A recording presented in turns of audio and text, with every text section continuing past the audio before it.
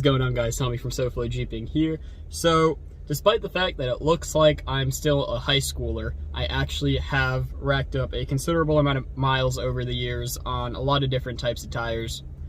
And once I made the switch to the Nitto Trail Grappler, I kind of made the decision I'm never going back, and I'm going to tell you why today.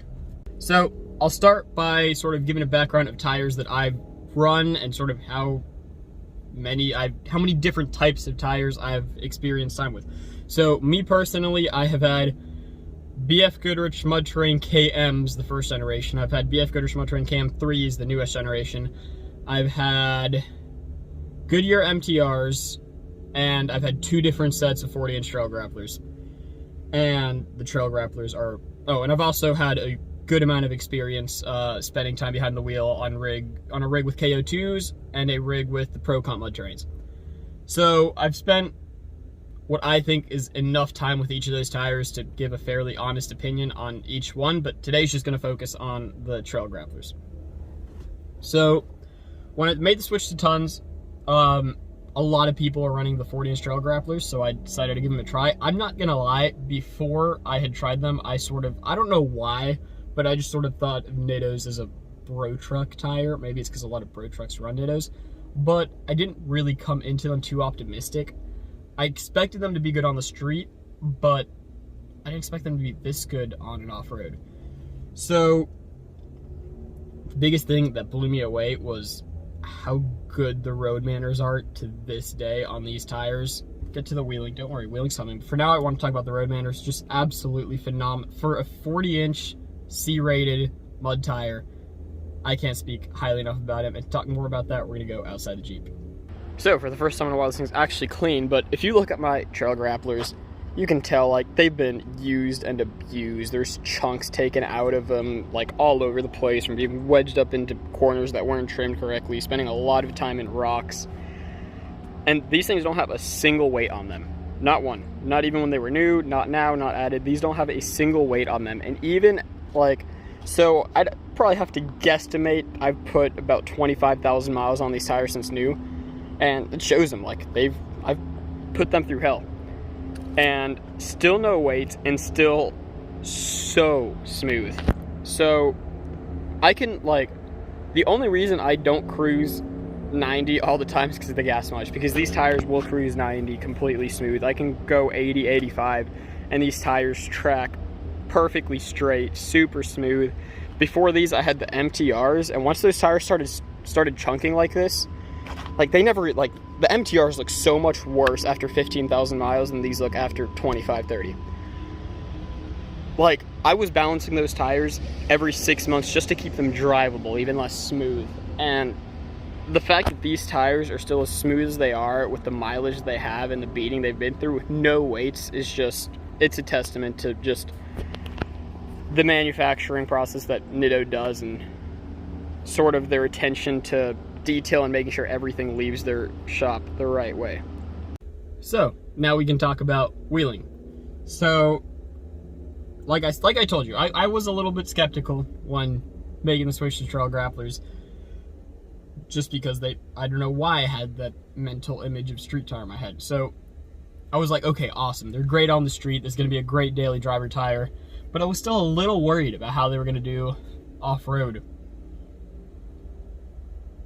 No need for that at all. So first time I wheeled them, it was completely aired up, and they were already gripping more than my MTRs. I'm not even joking. Then especially when I started airing them down. So I'm going to play two videos here. They're going to be of the same obstacle. Granted, one video is 40s, one video is 37s, but same obstacle, same conditions. And I'm going to do first the 37-inch MTRs, which are an aggressive tire. They're commonly known as a pretty decent tire, I like to think. But first video will be my 37-inch MTRs going up the obstacle, and then my 40-inch Nittos going up the obstacle, and you'll see the sheer difference in traction that the Nittos had on that rock over the MTRs. I will say maybe the MTRs might have had a hair more like soupy mud traction, but I'm not taking this thing to Mudfest, and the Nittos still do phenomenally. Just the MTRs might do a hair better in like really soupy mud, but not enough to make up for just how good this tire is everywhere else. So yeah, MTR first, Nitto second, and I'll let you guys watch that.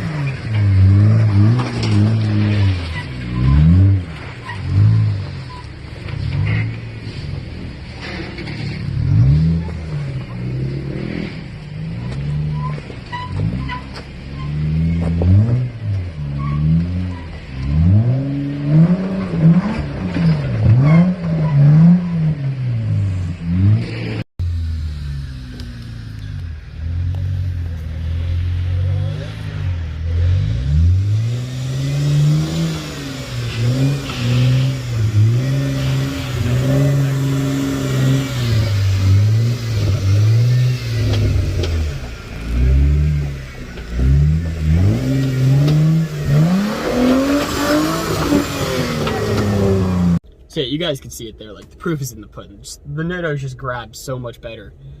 And to have a tire that's brain fart. To have a tire that's that good in the rocks and can still maintain the daily drivability that it has, it's just, I can't ask for anything else. If I were to think of any cons, like, and it's not even because it's a Nitto, it's more because it's a C-rated tire, the mileage isn't going to be as good. Like, I got 40,000 miles out of my MTRs, and they still had they were pretty down there. But they were kind of undrivable after 20K. Like, it was kind of 20K miles of misery on the road. My Nittos, they're at 25K, and I'm due for replacement pretty soon, but they are a C-rated tire. They are softer compound. That's another thing, the compound on them, super soft.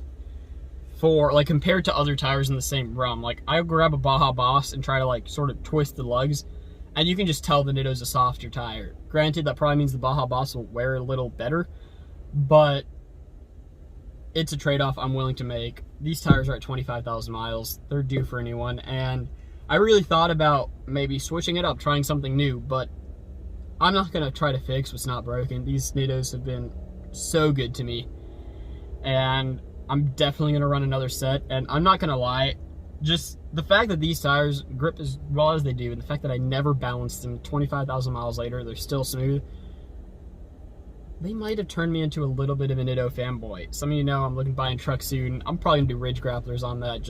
I've just been so blown away by the performance of these Nittos, and I just want to share that with you guys. So if you guys are considering buying tires, I highly, highly, highly suggest the Nittos. They perform better than the so the KM3s are another tire, phenomenal tire, but they don't make them in the size that I want, and they run small.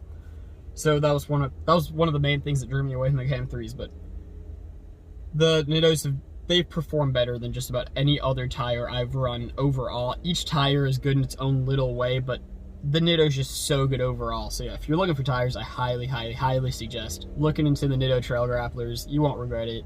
I haven't regretted it for a second. And yeah, Nitto earned a customer for a good long time with these tires. Hope you guys enjoyed the video. If you want to like the video, like the video. If you want to comment on the video, comment on the video. And if you want to subscribe, subscribe. I'll see you guys on the next one.